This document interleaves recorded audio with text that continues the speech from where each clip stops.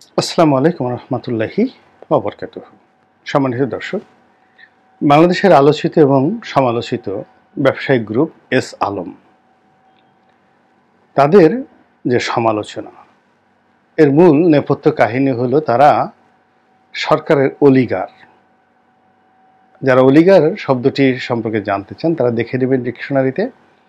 যার মোদ্দা কথা হলো সরকারের স্বার্থ সংরক্ষণ করার জন্য অর্থনৈতিক হাতিয়ার রূপে যে শক্তিটি ন্যায় অন্যায় কোনো কিছু বাছ বিবেচনা না করে সরকারের হুকুমে, সরকারের সাথে সমঝোতা করে এবং রাষ্ট্রশক্তিকে ব্যবহার করে পুরো রাষ্ট্রের যে অর্থ ব্যবস্থা তার উপরে থাবা মানে নখের আঁচড় বসিয়ে যেভাবে বাঘ খাবলে খাবলে বা খামচি দিয়ে মাংস তুলে নিয়ে যায়, ঠিক একইভাবে দেশের জিডিপি থেকে, বাজেট থেকে, ব্যাংক থেকে, বীমা থেকে, জনগণের অর্থ থেকে, রিজার্ভ থেকে, যেখানে ইচ্ছা সেখানে এই যারা একেবারে থাবা দিয়ে খামচি দিয়ে একেবারে ফ্ল্যাশ রক্ত মাংস সম্মিলিত যে অর্থনীতি, সে অর্থনীতি তারা গিলে খেয়ে ফেলে বাঘের মতো। এই শ্রেণীটিকে সাধারণত পশ্চিমা দুনিয়াতে অলিগার হিসেবে বর্ণনা করা হয়। এখন বাংলাদেশে এস আলম বা অন্যান্য যে সমস্ত এস আলম, তারপরে বেশ আলম, ঘড়ি আলম, তারপরে এদের যারা প্রতিপক্ষ রয়েছেন কুতুব, আউলিয়া, দরবেশ, ফুং ফাং, ঋষি, মণি, কৃষি, বিভিন্ন উপাধি এবং নামে অর্থনীতির ক্ষেত্রে বিশাল একটা দানব তৈরি হয়েছে এবং এই সকল দানবরা না পারে এমন কোনো কর্ম নাই। যেমন ধরেন একজন শিক্ষক, তাকে একটা বাণিজ্যিক ব্যাংকের সভাপতি বানানো হলো বা চেয়ারম্যান বানানো হলো, বয়স্ক মানুষ, 70 বছর বয়স্ক মানুষ। এই 1, 2 বা 3 বছরের মধ্যে সে দেখা গেল ঢাকা শহরে 10,000 স্কোয়ার ফিটের বিরাট এক অ্যাপার্টমেন্ট সে কিনে বসেছে। যে জীবনে কোনোদিন নারীর দিকে তাকায় নাই, সে নাতির বয়সী মেয়েদের গলার ধরে সে তার যে বিভিন্ন বালাখানা, সেই বালাখানায় গিয়ে শুয়ে থাকছে। একইভাবে এরকম শিক্ষকদেরকে দিয়ে শেয়ার মার্কেটের অনেক কিছু করা হচ্ছে, স্টক এক্সচেঞ্জের অনেক কিছু করা হচ্ছে এবং তারা বিভিন্ন জায়গাতে এরকম বালাখানা তৈরি করে নানা রকম কুকর্ম করে যাচ্ছে। এর ফলে দেশের জনগণ হাড় খাটুনির যে পরিশ্রম, সেই পরিশ্রম করে ভ্যাট দিচ্ছে, ট্যাক্স দিচ্ছে, রাজস্ব দিচ্ছে, অর্থাৎ সরকারের খাজনা আদায় করার যে হাজার রকম তাদের যে খাত রয়েছে। যেমন আপনি কোর্টে একটা মামলা করবেন, তারপরে পুলিশের কাছে একটা আবেদন নিবেদন করবেন, তারপর আপনি একটা জমি কিনবেন, বায়না করবেন, একটা ট্রেড লাইসেন্স করবেন, সব কিছুতেই সেখানে স্ট্যাম্প পেপার লাগুক, সেখানে নোটারি পাবলিক লাগুক, সেখানে সরকারি কোষাগারে টাকা জমা দেওয়া লাগুক, যা কিছু করুক না কেন সব মিলিয়ে বিশাল একটা ট্যাক্সের একটা যে জাল, এটা বাংলাদেশকে একেবারে অক্টোপাসের মতো আঁকড়ে ধরে আছে। ফলে এদেশের একেবারে খেটে খাওয়া মানুষ থেকে শুরু করে রাস্তার যে ভিক্ষুক, তাকেও কিন্তু টাকা দিতে হচ্ছে রাষ্ট্রকে। ভিক্ষুক যদি একটা বিড়ি খায়, সেই বিড়ির উপরে কিন্তু ট্যাক্স বসানো রয়েছে। ভিক্ষুক যদি একটা জর্দা খায়, জর্দার উপর ট্যাক্স বসানো আছে। ভিক্ষুক যদি ডাল খায়, চাল খায়, তার উপর ট্যাক্স বসানো আছে। অর্থাৎ সে সরাসরি সরকারকে টাকা না দিলেও কিন্তু তার উপরের থেকে বিভিন্নভাবে সরকার টাকা নিয়ে যাচ্ছে এবং এই ধরনের ভিক্ষুকের টাকা, এই ধরনের গরিব হতদরিদ্র মানুষের টাকা, এই ধরনের মধ্যবিত্তদের টাকা, সব টাকাগুলো যখন রাষ্ট্রীয় কোষাগারে জমা হয়, সেই টাকাগুলো এই অলিগার শ্রেণী তারা তাদের থাবা বসিয়ে সেখানে নিয়ে যায়। তো এদের সম্পর্কে মানুষ বলতে বলতে ক্লান্ত হয়ে গেছে, কিন্তু তারা এতটা শক্তিশালী, এতটা পাওয়ারফুল যে তারা না পারে এমন কোনো কর্ম নেই। তো বাংলাদেশ এস আলম গ্রুপ সম্পর্কে তাদের যারা সমালোচক রয়েছেন তাদের ধারণা যে এই সরকারকে ব্যবহার করে যে সকল ব্যবসায়িক প্রতিষ্ঠান সবচেয়ে বেশি ফয়দা লুটেছে তাদের মধ্যে 1 নম্বর হলো এস আলম। এবং এস আলমের যে ব্যবসা বাণিজ্য তার মধ্যে সবচেয়ে বড় অধিক্ষেত্র যেটি নিয়ে খুব সমালোচনা, সেটা ব্যাংকিং সেক্টর। তারা নামে বেনামে বাংলাদেশের 7টি যে বেসরকারি ব্যাংক, এগুলো তারা দখলে নিয়েছে এবং এর মধ্যে সবচেয়ে লাভজনক, সবচেয়ে বড় এবং সবচেয়ে ঐতিহ্যবাহী যে ব্যাংকটি ইসলামী ব্যাংক, এটিও তারা নিয়ে নিয়েছে। এবং এখান থেকে তারা কত টাকার লোন নিয়েছে, কত টাকা লোন দিয়েছে, এই ব্যাংকগুলো কিভাবে বেঁচে আছে এবং এই ব্যাংকগুলোকে বাঁচিয়ে রাখার জন্য বাংলাদেশ ব্যাংকে কি করতে হয়েছে, সব এখন ওপেন সিক্রেট, সবাই জানে।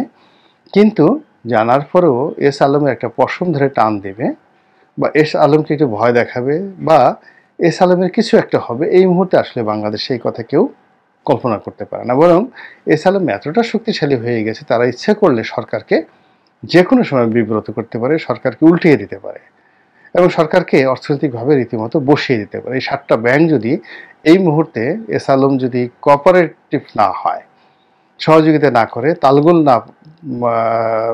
তালগোল পাকিয়ে ফেলে, তাহলে দেখা যাচ্ছে এই 7টি ব্যাংক দেউলিয়া হয়ে যাবে। এবং এই 7টি ব্যাংক যদি দেউলিয়া হয়ে যায়, সারা বাংলাদেশে কিন্তু হাহাকার। আলটিমেটলি এখানে অনেক দেউলিয়া হওয়ার মতো অনেক উপকরণ রয়েছে, কিন্তু এটি সরকার, বাংলাদেশ ব্যাংক, আওয়ামী লীগ, এস আলম সব মিলিয়ে এরকম একটা পরিবেশ তৈরি করে রেখেছে যে আপনি সব বুঝতে পারছেন, দেখতে পাচ্ছেন, কিন্তু কোনো কিছু ঘটছে না। বাট এটা যে ঘটবে না তাও কিন্তু বলা যাচ্ছে না। তো সেই এস আলম অতি সম্প্রতি আবার দেশের আরেকটি পুরনো ব্যাংক, যদিও এটি এখন প্রবলেম ব্যাংক হিসেবে পরিচিত, ন্যাশনাল ব্যাংক, কিন্তু ঐতিহ্যের দিক থেকে, অ্যাসেটের দিক থেকে, তারপরে ব্যবসার পরিধির দিক থেকে এবং তাদের যে ক্লায়েন্ট রয়েছে সেই দিক থেকে এটি ইসলামী ব্যাংকের পরে গুরুত্বপূর্ণ ব্যাংক, যদিও তারা অনেক ঋণগ্রস্ত এবং প্রবলেম ব্যাংক হিসেবে পরিচিত। তো এই ব্যাংকটির সঙ্গে আগে যারা মালিকানা জড়িত ছিল তারাও সরকারের খুব ঘনিষ্ঠ এবং সরকারের পেট্রন হিসেবে যারা ছিলেন এই ব্যাংকের মালিকানায় শিকদার গ্রুপ, এবং শিকদার গ্রুপের যিনি ছিলেন জয়নুল হক শিকদার, তো জেড.এস শিকদার, তো তিনি বলা হয়ে থাকে যে আওয়ামী লীগের দুঃসময় তিনি আওয়ামী লীগের জন্য অনেক কিছু করেছেন এবং আওয়ামী লীগের সব লোক তাকে চাচা চাচা হিসেবে ডাকেন এবং তার 2 সন্তান এবং তার কন্যা এই ব্যাংকের নেতৃত্বে থাকতেন এবং দূর থেকে তিনি যতদিন জীবিত ছিলেন তদারক করতেন। তো তার পুত্র এবং কন্যাদের কবলে পড়ে এই ব্যাংকটি প্রচুর দায় দেনার মুখোমুখি হয় এবং তারা যথেচ্ছার বলতে যা বোঝায় সব কিছু করার পরে এখন তাদেরকে বাদ দিয়ে বা তাদেরকে পেছনে রেখে বা তাদেরকে রেখে সরকার এই ব্যাংকটিকে অন্য একটি ব্যাংকের সঙ্গে মার্জার করার ব্যাপারে একটা সিদ্ধান্ত নিয়েছিল এবং এটি প্রথম দিকে ন্যাশনাল ব্যাংক রাজি হয়ে গিয়েছিল। কিন্তু ন্যাশনাল ব্যাংকের পরবর্তীতে দেখা গেল যে এখানে অন্য একটি গ্রুপ ঢুকে গেছে, অর্থাৎ শেয়ার হোল্ডারদের মধ্যে যে গ্রুপটি ঢুকে গেছে তারা এই জেড.এস শিকদার পরিবারকে এখান থেকে বের করে দিয়ে, যেভাবে ব্যাংকিং সেক্টরে এরকম অনেক ঘটনা ঘটে, ইসলামী ব্যাংকে যেভাবে দখল করা হয়েছে, ইউসিবিএলকে যেভাবে হুমায়ুন জহিরের পরিবারকে যেখানে কোণঠাসা করা হয়েছে, আগে আবার আখতারুজ্জামান বাবুর পরিবারকে আলাদা করে রাখা হয়েছে, আবার সিটি ব্যাংকের মধ্যে একটা সময় দিন মোহাম্মদ সাহেবের খুব কর্তৃত্ব ছিল, তাকে বাদ দিয়ে যখন এখন পার্টিস গ্রুপের যে হাশেম সাহেবের ছেলেরা তারা এখানে সামনে চলে এসেছেন, এরকম ব্যাংকিং সেক্টরে কিন্তু ঘটনাগুলো ঘটে। এর কারণ হলো অনেক পরিচালক এখানে থাকেন, তাদের মধ্যে বিভিন্ন গ্রুপিং থাকে। তো এখন জেড.এস শিকদারের নেতৃত্বে যে গ্রুপটি ছিল সেই গ্রুপটিকে পেছনে ফেলে অন্য একটি গ্রুপ সামনে এগিয়ে এসছে এবং সবাই বলছে যে এই গ্রুপটিকে সামনে এগিয়ে আনার পেছনে এস আলমের হাত আছে এবং যাকে একেবারে রাতারাতি চেয়ারম্যান বানানো হয়েছে মিস্টার খলিলুর রহমান, কেডিএস গ্রুপের মালিক। তিনি আসলে বয়োবৃদ্ধ একজন মানুষ এবং এই মুহূর্তে তার যৌবনের সেই জিনিসটি নেই। তো সেই কেডিএস গ্রুপের খলিলুর রহমানকে চেয়ারম্যান বানিয়ে যখন এই ব্যাংকটি নতুন করে অস্বীকার করে বসলো, বাংলাদেশ ব্যাংকের হুকুমকে অস্বীকার করে বসলো যে না আমরা মার্জার হব না, আমরা ঘুরে দেওয়াবো 1 বছরের মধ্যে, এবং তারা প্ল্যান দিল যে আমরা ওখান থেকে 1000 কোটি টাকা আনবো, এখান থেকে 2000 কোটি টাকা আনবো, আমাদের 3 থেকে 4000 কোটি টাকা যদি হয়ে যায় উইদিন 12 মান্থের মধ্যে আমাদের এই সমস্যাগুলো থাকবে না। তো এই কথাগুলো সে যে বলছে তার পেছনে যে এস আলমের শক্তি আছে এবং তিনি যে এস আলমের খুব ঘনিষ্ঠ সহযোগী বা তাদের সাথে ভালো সম্পর্ক, এটা কম বেশি সবাই জানে, এবং এটা নিয়ে সমালোচনা হচ্ছে, এবং সমালোচনা ওই পর্যন্তই সমালোচনা। এর কারণ হলো এস আলমকে আসলে কোনো কিছু করার মতো বা এস আলমের পথে বাধার সৃষ্টি করার মতো এই মুহূর্তে উপরে আল্লাহ রব্বুল আলামিন ছাড়া আর কেউ নাই। এমনকি সরকারের কোনো ব্যক্তি এস আলমের কিচ্ছু করতে পারবে না, এরকম একটা শক্তিমত্তা চলে গেছে। তো সেই এস আলমকে হিরো বানানোর জন্য, মানে এই মালিক হিরো বানানোর জন্য নানা রকম সামাজিক মাধ্যমে চেষ্টা চরিত করা হচ্ছে। তো তারই মধ্যে যে খবরটি আজকে শিরোনাম করেছি সেটি হলো এস আলমের এই যে নতুন ব্যাংকটি, এটি তারা অর্জন করলো, ন্যাশনাল ব্যাংক অর্জন করলো। এটি যে সংবাদ সম্মেলন, সেই সংবাদ সম্মেলনের যারা উপস্থিত সাংবাদিকবৃন্দ ছিলেন তাদেরকে এই ব্যাংকের পক্ষ থেকে একটা করে খাম দেওয়া হয়েছে, এবং সেই খামের মধ্যে নাস্তার যে প্যাকেট, সেই প্যাকেটের মধ্যে একটা করে খাম, সেখানে 5,000 টাকা করে দেওয়া হয়েছে। এখন বক্তব্য হলো কতজন সাংবাদিক গিয়েছেন? 100, 200, নট মোর দ্যান দ্যাট। তো 5,000 টাকা করে দিলে 100 লোকের পেছনে কত টাকা খরচ গিয়েছে? এখন টাকাটা যদি এস আলমের পক্ষ থেকে হয়